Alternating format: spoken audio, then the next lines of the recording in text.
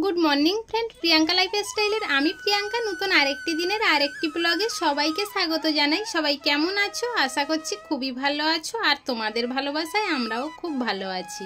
আজকের এখন বাজে সকাল 8টা আর এখন থেকেই ব্লগটা শুরু করছি। অন্যান্য দিন ঘরে বা উঠান থেকেই ব্লগটা শুরু করি। আজকের কারেন্ট নেই তাই ঘর থেকে শুরু করতে পারলাম না।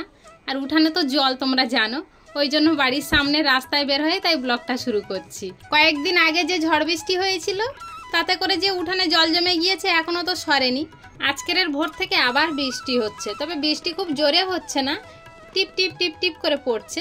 এই সময় কিন্তু মাছের ডিম হয়। সেবারে বাড়িতে ছোট ট্যাংরা মাছ এনেছিল, ওইটু ট্যাংরা মাছের পেটে ডিম ভরে গিয়েছিল। তবে ছোটবেলায় এই ঝিরঝিরে বৃষ্টিতে প্রচুর ভিজেছি, তখন কোনো কিছু হয়নি। আর এখন বৃষ্টির জল একটু মাথায় লাগলেই ঠান্ডা লেগে যায়, এখন আর শরীরে কোনো কিছু সহ্য হয় না গো। আজকের একটু সেজে রয়েছি দেখে তোমরা অবাক হচ্ছ তাই না? অন্য কিছু ব্যাপার নয়, কোথাও যাচ্ছি না, এই ঝিরঝিরে বৃষ্টিতে ভিজে একটু শর্ট ভিডিও করছিলাম, সেই জন্যই একটু সাজা। তাহলে চলো আজকের ব্লগটা কিন্তু তোমরা পুরোটাই দেখো, আশা করছি খুবই ভালো লাগবে। সকালের বাসি কাজ তো সব সেরে রেখে তবে শর্ট ভিডিও বানাতে গিয়েছিলাম। এখন স্নান করে পুজো দেব, আর রান্না নেই কিন্তু।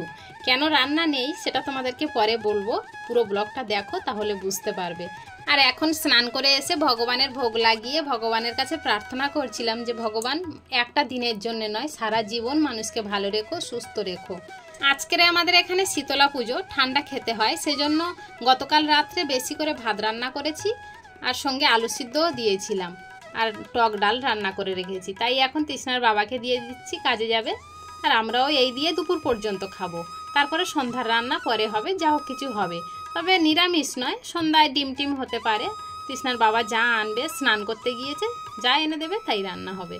আর আজকের তো সারাদিন তেমন কোনো কাজ নেই, ভাবছি একটু দুপুরে ভালো করে ঘুমাবো। অন্যান্য দিন তো ঘুম হয় না, অনেক কাজকর্ম থাকে, আর রান্না থাকলেই কাজ বেড়ে যায় তাই না?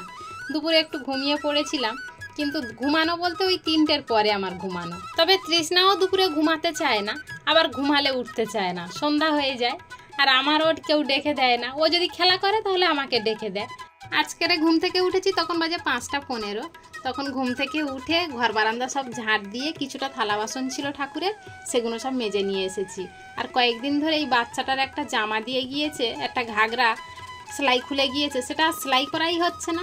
মানে ভাবছি যে দেব, অন্যান্য কাজের সঙ্গে করব, কিন্তু সে অন্যান্য কাজও আসছে না, আর একটা ছোট্ট একটুখানি সেলাই ওই জন্য ফেলে রেখেছিলাম। তা ভাবলাম যে এটাও সেলাই করে নিই, আর সঙ্গে আমার ব্লাউজগুলোও সেলাই করতে হবে, তাহলে একেবারে কাজ হয়ে যাবে। ব্লাউজগুলো একটু হাতে মারার আছে, ওই যে হুপগুলো খুলে যায় তো ওগুলো তো হাতে মেরে নিতে হয়।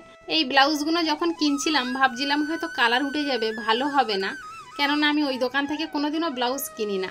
এইবারেই প্রথম ওই দোকান থেকে আমি ব্লাউজ আনলাম, তবে ব্লাউজগুলো খুব সুন্দর হয়েছিল গো, পরেও আরাম আছে, কালারও ওঠেনি, এতবার ধুয়েছি একটুও কালার চটেনি। ওগুলো সেলাই সেরে আবার ঘর বারান্দা তৃষ্ণা নোংরা করেছে, সন্ধ্যার আগে আবার একটু ঝাঁট দিয়ে নিচ্ছি। দেখো ঘুম থেকে উঠে একবার ঝাঁট দিয়েছি, আবার আমি কাজ করছিলাম, তৃষ্ণা নোংরা করেছে, আবার সেটা ঝাঁট দিয়ে নিয়ে সন্ধ্যাবেলা ঠাকুর ঘরে সন্ধ্যা দিয়ে গোপালকে খেতে দিয়ে তারপরে রান্নাঘরে চলে এসেছিলাম। আর আজকের রান্নাটা তাড়াতাড়ি করেছি, কারণ তৃষ্ণার প্রচণ্ড খিদে লেগেছিল, তাই বললো মা তাড়াতাড়ি রান্না করো, আমি ভাত খাবো। তাই জন্য রান্না করে গ্যাস মুছে থালা বাসনগুলোও সব মেজে নিয়ে চলে এসেছি। আর এই ঝুড়িটায় করে লঙ্কা রাখা হয়, তবে কয়েকটা লঙ্কা পচে গিয়েছিল, তাই ভালো লঙ্কাগুলো বেছে নিয়ে এটা ভালো করে মেজে এনে তাই এখন উপর দিয়ে দিচ্ছি, ওটা শুকালে তাই লঙ্কাগুলোই আবার ঝুড়ির খোলে দেবো। তবে আজকের কি রান্না করেছি দেখো, শুধু ডিমের তরকারি করেছি আর ভাত করেছি, তোমরা তো দেখলে। রাত্রে আমরা যখন সবাই একসাথে ভাত খেতে বসেছি, তৃষ্ণার তখন নজর গিয়েছে ওই সবজির ঝুড়ির নিচে, একটা মাকড়সা একটা আরশোলাকে ধরেছে। এইটাও আমাদেরকে বলতে চাইছে যে মা, মাকড়সা আরশোলাকে কি করে খাবে, মাকড়সার থেকে তো আরশোলাটা বড়। ও এটা জানতো না যে মাকড়সা যে কোনো পোকামাকড়ের রস চুষে খায়। ও এটা শুনে তো অবাক হয়ে গেল, তার কিছুক্ষণ পরে দেখলো সত্যি আরশোলাটা তো মারা গেল আর মাকড়সাটা বেঁচে রয়েছে। এটা হয়তো তোমরা সবাই জানো, কিন্তু আমার তৃষ্ণা জানতো না। ওর খুশির জন্য আমি এই ভিডিওটা করতে বাধ্য হয়েছি, কারণ ও বারবার বলছিল মা একটু ভিডিও করো, সেই জন্যই আমার এই ভিডিওটা করা। তাই বলে তোমরা যেন কেউ বাজে কমেন্ট করো না। তাহলে চলো আজকের ব্লগটা এখানেই শেষ করছি, দেখা হচ্ছে নতুন একটি দিনে নতুন আরেকটি ব্লগের সাথে। ততক্ষণ পর্যন্ত সবাই ভালো থেকো, সুস্থ থেকো, আর অলওয়েজ হ্যাপি থেকো, আমায় মনে রেখো।